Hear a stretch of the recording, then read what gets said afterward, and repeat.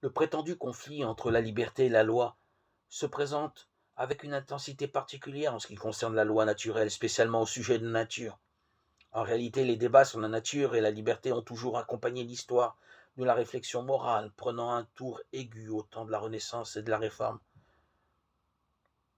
L'époque contemporaine est marquée par une tension analogue, bien que dans un sens différent. Le goût de l'observation empirique, les processus de l'objectivité scientifique, le progrès technique, certaines formes de libéralisme ont amené à opposer les deux termes, comme si la dialectique, sinon même le conflit entre la liberté et la nature, était une caractéristique qui structure l'histoire humaine. En d'autres temps, il semblait que la nature soumettait totalement l'homme à ses dynamismes et même à ses déterminismes.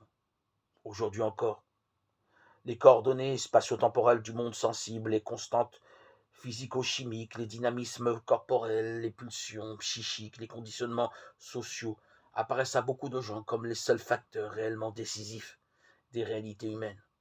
Dans ce contexte, les faits de nature morale eux-mêmes sont souvent considérés au mépris de leur spécificité, comme s'il s'agissait de données statistiquement saisissables, de comportements observables ou explicables par les seules données des mécanismes psychologiques et sociaux.